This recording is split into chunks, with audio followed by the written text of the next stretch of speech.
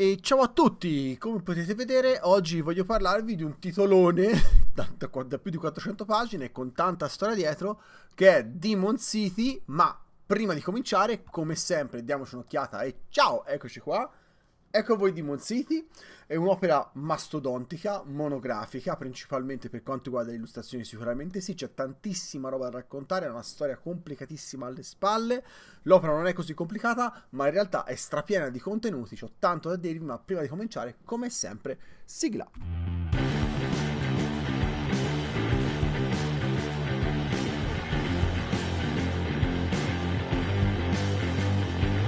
Ludo Opinione. Vai, stratagemma. Allora, questa sarà dura. Partiamo. Tanto per cominciare, di cosa stiamo parlando? Parliamo di Demon City, un'opera di Zack Smith, il nome già è un programma, un'opera letteralmente quasi del tutto monografica, è scritto quasi completamente da lui, totalmente illustrato da lui, 460 e qualcosa pagine, tutto a colori, c'è di tutto dentro, ma veramente di tutto, e non ho un'idea da che parte cominciare. Posso dirvi una cosa, sono arrivato a leggerlo praticamente tutto quanto, mi è garbato tantissimo, sto per montare su una sessione, non saprei che altro dirvi, se non che partiamo dall'inizio, cioè ovvero, di cosa stiamo parlando? Come vi dicevo, stiamo parlando di Demon City, un'opera monografica di Zack Smith con una storia incredibilmente travagliata. Di cosa tratta il gioco? Il gioco fondamentalmente parla di un'avventura horror, una campagna horror in una città, in questa Demon City. Demon City non è una città reale, è una qualunque città. Il gioco è per creare un horror con qualunque setting tu voglia giocarlo, principalmente moderno, è considerato, in città naturalmente, ed ha tutti gli strumenti per crearti letteralmente delle vere e proprie sessioni horror. 460 pagine sono tante? In realtà no, perché l'obiettivo è letteralmente quello di darti tutti gli strumenti per poter fare una cosa del genere. Ha un proprio sistema di regole iniziale, anche abbastanza strano possa sembrare quanto possa in realtà poi essere prettamente focalizzato dall'esperienza degli horror, horror slasher, horror sovrannaturali, thriller horror, tutto l'ambiente è quello, cioè ovvero giochi che ti portano ad avere i famosi jump scare, cioè ovvero dei momenti di stupore, di sorpresa, un horror fisico o un horror mentale, alternare questo momento tra momenti di gioco e momenti interni al tavolo, cioè tutto quanto all'interno. Quindi il setting qual è? Il setting tecnicamente, per quanto sia così grande il manuale, non c'è. Il setting non c'è, o meglio, c'è una sezione gigantesca all'interno, la sezione numero 3. Per darvi un'idea vaga, è una sezione che parte dalla pagina 203 e finisce alla pagina 288. In queste delicatissime 80 pagine c'è una raccolta di possibili setting, momenti, incontri, indizi di avventura, frammenti che possiamo utilizzare per giocare la nostra sessione horror. Come vi dicevo, Demon City è per giocare in un qualunque setting. Quindi su cosa focalizza l'attenzione? Focalizza l'attenzione sul generare una figura horror, generare dei mostri, dei demoni, dice l'idea di base c'è, i demoni esistono, sono cose multidimensionali, collegate in qualche maniera al nostro mondo, strettamente legate all'aspetto numerico, non hanno alcuna emozione e vivono principalmente per tentare, traviare e distruggere in quest'ordine esatto l'umanità. Punto. Partendo da questo presupposto, l'esistenza dei demoni, che è forse l'unico assunto che possiamo prendere di tutto quanto il gioco, applichiamolo dove vogliamo. E qui il gioco comincia in realtà. Parte letteralmente dal prendi una tua città, componila, fai quella che viene chiamata la psicomorfosi della città, come puoi comporla, ovvero la relazione tra emozione e pensiero attivo del giocatore e del personaggio rispetto a una reale città che esiste. Cioè, ovvero, prendi la tua città, ricordati quei posti in cui quando sei andato hai avuto una strana emozione, guarda quelle strade più buie che ti ricordi, che tutti ne hanno parlato, bene, quello è un buon posto, mettilo nell'avventura, prendi da queste tabelle, aggiungici degli aspetti e cominciamo a comporre la città un pezzo dopo l'altro in questa maniera. Questo è il concetto che ha lui, cioè ovvero trasformare un qualcosa di reale in un'avventura horror.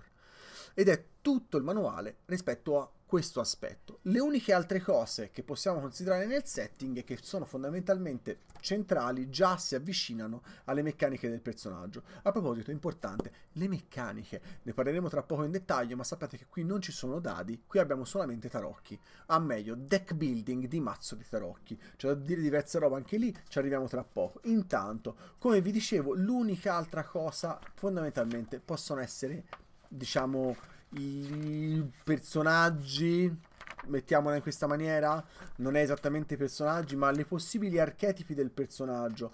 Quindi, per esempio, scegliere il personaggio curioso, il personaggio legato agli amici, l'investigatore, la vittima, il problema. Sono queste le uniche cose che ti possono dare un'idea. Ma se vedete, non sono classi, sono letteralmente topoi narrativi. E di fatto l'opera si basa su questo, i personaggi saranno topoi narrativi, la storia sarà intorno a loro e sarà una storia di horror. Come si giocherà, lo vedete tra poco, ha tutto un sistema di meccaniche per il downtime, per il fast forward, il gioco letteralmente ti dà le possibilità di creare un'avventura. Strano, vero? Sì, e questo è solo l'inizio. In realtà c'è molto altro da raccontarvi. Comunque sappiate che se prendete Demon City, a parte un enorme blocco di arte, non avete un setting. Per quanto quando arriverete in fondo alla lettura vi sentirete pieni da avercene ben più di uno. Perché?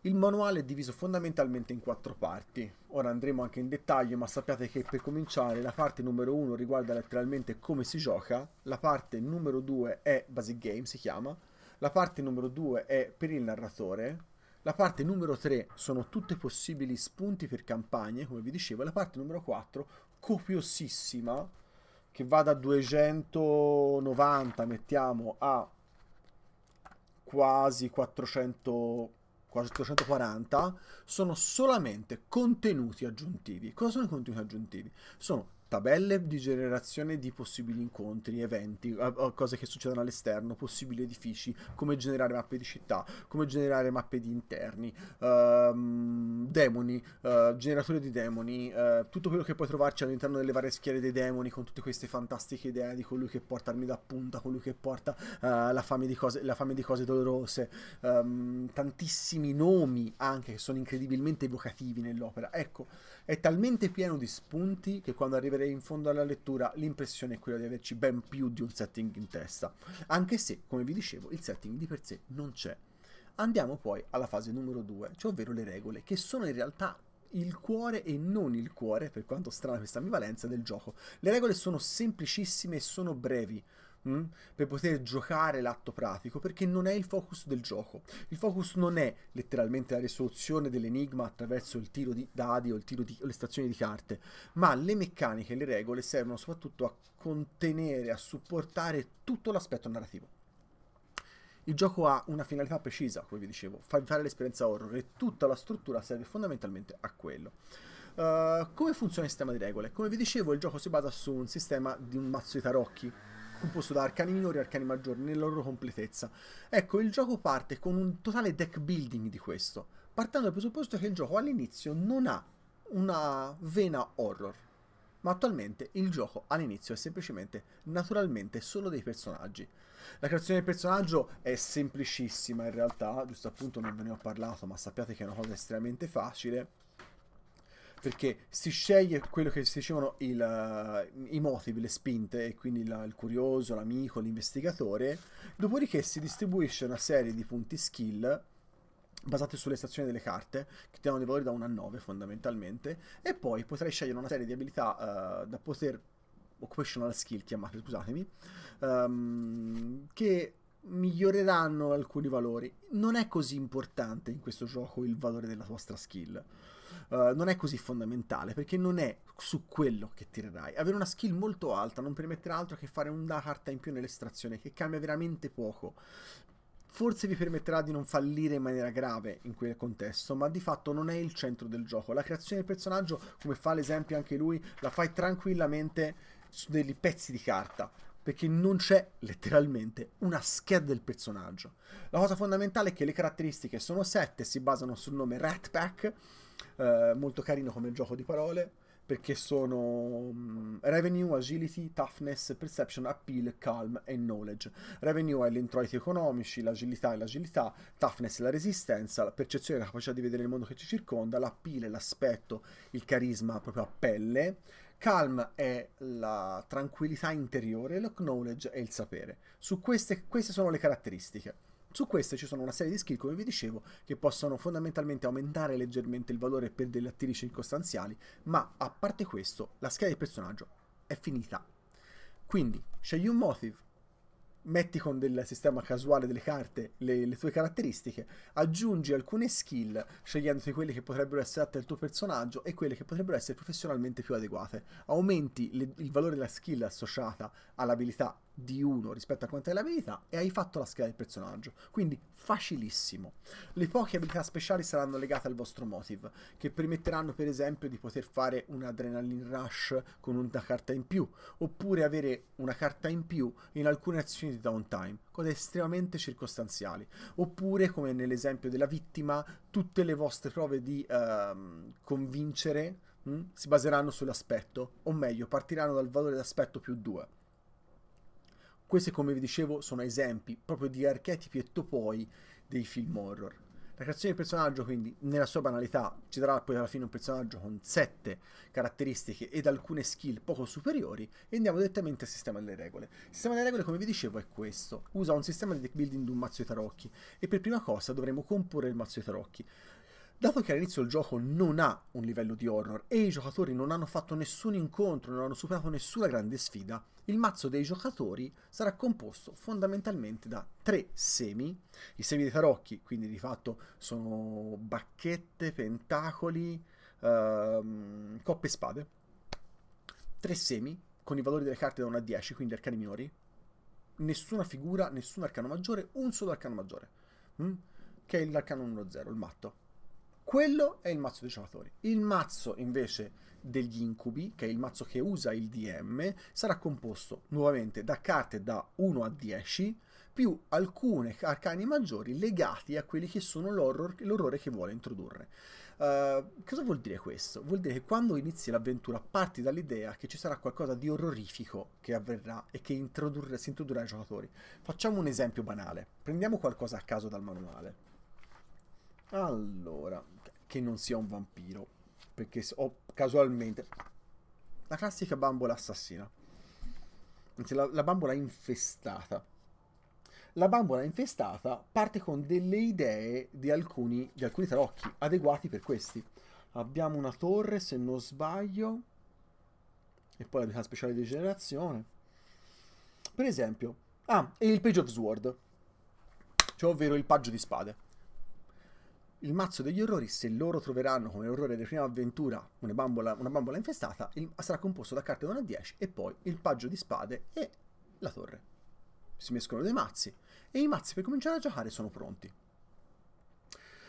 Tutte le volte che si dovrà fare uno scontro o un conflitto tra i giocatori verranno estratte le carte e nel caso in cui verrà fuori un tarocco che riguarda uno degli orrori, in qualche maniera l'orrore o entrerà in scena o si attiverà o comunque farà le sue azioni per introdursi all'interno della narrazione. Non solo, i tarocchi e i fanti, le donne, i re e le regine guidano anche attraverso la traduzione dei tarocchi il mood dell'interpretazione delle carte.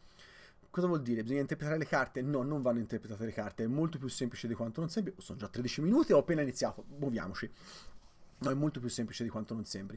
Come avete capito, le carte hanno un valore da 1 a 10 e l'idea è semplice. Quando si fa un clash, c'è un'azione, possono essere di 2 tipi. Potranno essere statico oppure contro un avversario. Se non statico, semplicemente è una difficoltà, generalmente da 1 a 5 per le cose mondane, superiore da 6 a 9 per le cose, diciamo, ultraterrene. I giocatori estrarranno una carta e basta, e dovrà avere il valore pari o superiore a quello indicato. L'altra opzione potranno aggiungere carte solamente se la statistica che hanno riguardante questa azione è superiore alla difficoltà. Qui faccio un esempio molto semplice: devo aprire una porta chiusa. La mia agility, va bene, la mia agility mettiamo calm, perché devo aprire le forze di vista mentre mi stanno inseguendo. Mi vorrei fare un bel tiro di calm, secondo me ci sta bene. La mia calma è 6, la difficoltà è 4. Quindi semplicemente potrò tirare su 2 carte, perché la mia calma è superiore alla prova. Naturalmente non ha senso farlo se non c'è un motivo. Per esempio, il fatto che qualcuno mi insegua e riuscire ad aprire la porta all'inizio potrebbe essere un buon motivo per fare un estentivo del genere, se no, come sempre, non serve fare un'estrazione se non c'è un motivo valido, o meglio, se il fallimento non è interessante. Questa è una frase, secondo me, che spiega benissimo quando è il caso o no di fare un tiro. Come vi dicevo, si tira una carta in più. Se la vostra statistica di base è superiore alla difficoltà che dobbiamo raggiungere, si tira una carta in più se qualcuno ci aiuta. Ci sono anche altri casi per un grave vantaggio in cui si aggiungano carte al tiro, ma non si fa altro che estrarre carte. Si sceglie il valore maggiore e se il valore maggiore supera l'obiettivo l'abbiamo fatto. Quindi come vedete le statistiche servono, ma non sono così fondamentali. Dall'altra parte, quando invece è contro un avversario, la cosa è esattamente la stessa, semplicemente il DM dal mazzo degli orrori estrarrà carte e anche lui sceglierà la carta maggiore. Ne sceglierà anche lui con le stesse regole. Per esempio, se c'è un'arma sovrannaturale, un qualcosa di sovrannaturale, chi ha il qualcosa di sovrannaturale estrarrà una carta in più. Chi ha la statistica più alta estrarrà una carta in più. Se per esempio il nostro obiettivo in questo momento è tranquillizzare, per esempio, qualcuno che ha perso completamente il senno e che sta impugnando i frammenti di una bottiglia, non sapendo quello che si trova di fronte e minaccia magari i nostri giocatori, si potrebbe fare tranquillamente un tiro di calma. Dall'altra parte probabilmente bisogna vedere anche lì che cosa utilizzerà l'altro avversario. Per esempio potremmo tranquillamente considerare un altro calm, e chi ha il valore più alto avrà un bonus, probabilmente l'altro sarà completamente fuori di testa, in questo momento avrà un valore molto basso e il giocatore avrà quindi un vantaggio di una carta in più. Chi ha già il vantaggio tra le due statistiche tira una carta in più. Queste sono tutte le meccaniche del gioco. Il combattimento è estremamente simile e altrettanto facile. Prima cosa, non è strutturato nella maniera più meccanica possibile perché l'obiettivo è veramente narrativo. Quando si trova una situazione di combattimento e il DM consiglia a tutti quanti di passare alla situazione di combattimento, non si fa altro che dichiarare le azioni che vogliamo, possibilmente nella versione inversa all'agilità, e dopo, una volta che abbiamo dichiarato, iniziare a svolgere, a estrarre le carte se serve un tiro per poterle fare. Una volta che abbiamo preparato le nostre carte, siamo pronti a fare l'estrazione, estrarremo e controlleremo se ci sono dei clash, ovvero se due giocatori fanno delle azioni, o meglio un giocatore e un PNC fanno delle azioni che si contrappongono, per esempio cercare di colpire qualcuno e fuggire o difendersi o cercare di colpire l'altro, una classica situazione di combattimento. In tal caso il giocatore che ha fatto il valore più alto vince il clash e svolge l'azione. Si svolge solo l'azione più alta dei clash. Cosa vuol dire? Che se stiamo combattendo in 4 in un'automobile e uno cerca di prendere un pezzo a un altro, uno cerca di guidare e tutti quanti cerchiamo di fermare il pilota, di tutte queste azioni se ne svolgerà una. Le altre azioni non andranno a segno perché durante un conflitto di più individui solo un'azione si svolge, quella più alta. Sembra strano, lo so, ma rende il combattimento incredibilmente semplice da seguire. Quando si svolge l'azione, si va alla fase successiva, cioè ovvero si ridichiara le azioni e si ripara un altro clash. Ci sono una serie di casi particolari, per esempio quando il risultato delle carte è un pareggio. Quando c'è un pareggio tra i due, non si fa, o meglio, nessuno dei due vince, la situazione scala per motivi esterni, qualcosa peggiora nell'ambiente, qualcun altro si intromette, la macchina perde il controllo, c'è un blocco stradale, quello che vogliamo, qualcosa peggiora la situazione, rende ancora più esplosiva e si fa nuovamente un clash.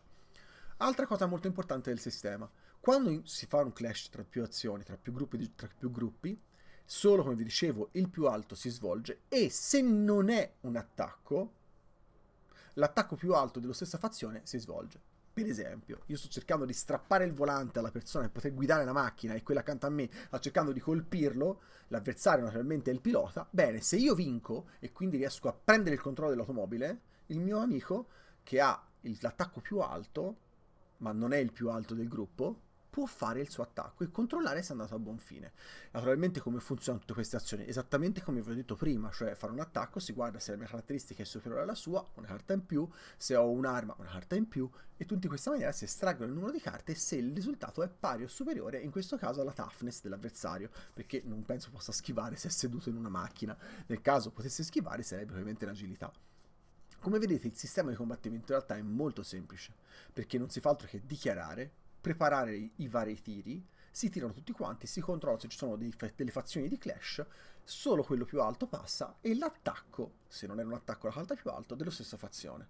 Succederà quindi che quando attacca e vince il mostro, se stanno attaccando un licantropo per esempio, e vince il licantropo, i giocatori non attaccheranno, perché vinto il licantropo sarà solo la sua fazione a fare l'attacco in più, e se il licantropo è attaccato solo lui farà l'azione, gli altri giocatori non avranno la possibilità di farlo. Magari fanno altre azioni ma che non riguardano lo scontro diretto contro il licantropo. Se uno sta scappando, se uno cerca magari di aprire la porta per far sì che tutti possano andare via, le loro azioni possano andare a buon fine, faranno il loro tiro e vedranno se riescono a scassinare e sfondare la porta. Ma se stanno combattendo contro il licantropo, lo stanno fermando, solo un'azione di questo gruppo si svolgerà. Quindi è semplice poi rinarrare il tavolo, la situazione, sarà facile di tornare sul punto e continuare passo dopo passo. Il combattimento fondamentalmente è questo, e non esistono tecnicamente grandi meccaniche di danni, c'è danno classico e danno massivo. Il danno classico non si fa altro che estrarre tante carte quanto è la toughness di chi subisce il danno e si sceglie la carta più bassa. Quella è il danno che si riceve nella toughness, la statistica si modifica e si userà quella statistica per il resto. Quando arriva a 0 ci sono dei tiri, sotto purtroppo il personaggio lo dobbiamo abbandonare. Alla stessa maniera il danno massivo invece tira tante carte quant'è la forza dell'attaccante, qualunque sia la forza, che possa essere lo sguardo di una gorgone, magari sarà il suo aspetto, se sarà un pugno di un licantro probabilmente sarà o la sua agility o la sua toughness, vedremo. E si prende il valore più alto, quindi sono oggettivamente letali. Il combattimento in realtà in questo gioco è drammaticamente letale e soprattutto è molto letale l'aspetto mentale. Infatti tutto quello che vi ho raccontato l'ho fatto sull'aspetto fisico, ma considerate che esiste esattamente la stessa cosa su un'altra statistica che è la calma. La calma è la statistica che si perde, come si perde la toughness nei danni, la calma si perde nelle situazioni concitate e di panico, ed è abbastanza facile perdere anche quella. Andiamo qualche passo rapidamente avanti, andiamo direttamente alle opinioni. Ci sarebbe ancora molto a raccontarvi sul sistema di regole, ma fondamentalmente posso dirvi che il cuore del sistema è semplicemente questo. In realtà c'è il delirante, e qui non andrò molto di più, contesto successivo, cioè ovvero dopo aver fatto la parte delle regole, la parte sul DM è poesia di game design. È geniale, si mette a tavolino e spiega come si fanno le campagne horror, quali sono i topoi delle campagne horror, come si compone una sandbox, come si compone un dungeon invisibile, come si compone una struttura chase, cioè ovvero strutture di avventure e campagne, come metterle in campo, come strutturarle e come usarle. Riempie il manuale, a parte le prime 150 pagine, le restanti 300 sono strumenti per migliorare le capacità di mastering di chi legge il manuale, in modo da riuscire a portare avanti una campagna d'horror basata sulle emozioni, come estrarle dai giocatori, come cercare di portare la sorpresa al tavolo, quanto livello, qual è l'aspettativa che dobbiamo portarci rispetto al tavolo, come comprendere e dialogare con i nostri giocatori per quanto riguarda l'aspetto dell'horror, come poterlo apprezzare nella sua impossibilità molto spesso di essere perfettamente raggiunto, quindi qual è l'aspettativa, e poi una valanga di suggerimenti letteralmente su come tenere in campo un'avventura, come prepararsi, quale livello di prep, quali sono le cose da fare. Il manuale letteralmente è più una guida all'horror che non un gioco di ruolo horror. Ecco perché è così massivo, posso dirvi pesantissimo da leggere in alcuni aspetti, per quanto super affascinante, ma oggettivamente pesante. C'è una parte molto strana in cui c'è un delirio rispetto a un blob grigio, delle cannucce che l'attraversano, mi ha colpito moltissimo, che rappresenta come andrebbe pensato il personaggio rispetto alla sua vita, rispetto al sovrannaturale, ovvero quali sono i contatti che ha con i mondi alternativi, quali sono i parallelismi tra le varie dimensioni. C'è tanta filosofia, tantissime citazioni, tantissimi prodotti, tanti riferimenti filmografici naturalmente, e soprattutto tanta tanta tecnica narrativa all'interno. C'è una parte come fare le voci e vi spiega come cercare di fare piccole variazioni del proprio modo di parlare in modo da riuscire a portare piccole voci all'interno dei personaggi, qual è l'effetto che danno sui giocatori, come cercare attraverso questo di dare senso alla campagna. Il manuale è gigantesco, veramente gigantesco, ed è un manuale non solo di gioco di ruolo, ma anche di ruolo, su come ruolare, come fare l'horror. Oltre a tutto questo, l'opera è come vi dicevo, totalmente monografica a livello artistico. Se vi piace l'arte di Zack Smith, qui dentro ci sono. Non c'è una pagina senza un'opera. Hai 400 opere, una cosa di una bellezza estetica incredibile, naturalmente se vi piace lo stile e lo stilema suo. Ricolmo, c'è dei riferimenti anche a altre opere, tipo The Maze of the Blue Medusa, per darvi un esempio. È oggettivamente un godere degli occhi. Alcune delle tabelle nella parte finale sono delle sfide di design quasi, come la raccolta come faccio sempre l'esempio, la raccolta dei cartelli stradali per indicare un generatore a 100 di possibili eventi stradali, una cosa fantastica, penso si possa vedere anche nella pagina Kickstarter. Sempre per quanto riguarda la pagina Kickstarter, naturalmente bisogna parlare anche della difficoltà della nascita di quest'opera per 2 minuti. A differenza del solito introduco una parte in fondo che è storia, ed è qui, e tanto che toglierò tutto e sarà molto rapida.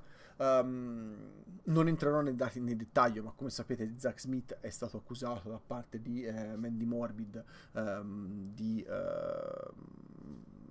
violenza sessuale e comunque abusi sessuali.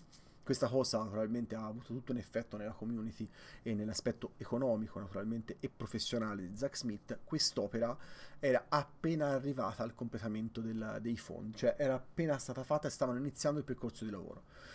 Gli effetti che hanno portato quindi poi Mike Evans, che di fatto è il produttore dell'opera, a riformulare tutti i fondi rimasti per mandarli in beneficenza e al parallelo dover portare avanti l'opera, ma non avere più i fondi per portare avanti l'opera, a parte quello che ha già fatto, e soprattutto l'opera doveva essere fatta in buona parte ancora da Zack Smith, che si era ritirato a seguito di quello che era successo, ha fatto sì che l'opera mettesse 6 anni dal momento del suo completamento di Kickstarter per raggiungere la luce, e nel mentre moltissimi hanno abbandonato il progetto. Alla fine l'opera è arrivata, si vede il passaggio di tempo e il cambio di stile nella lettura tra l'opera, cioè si vedono gli appunti, si vedono le aggiunte. C'è un momento centrale quando ci sono tutte quante le varie, come vi dicevo, introiti, inizi di campagna che sono anche fatti da altri autori.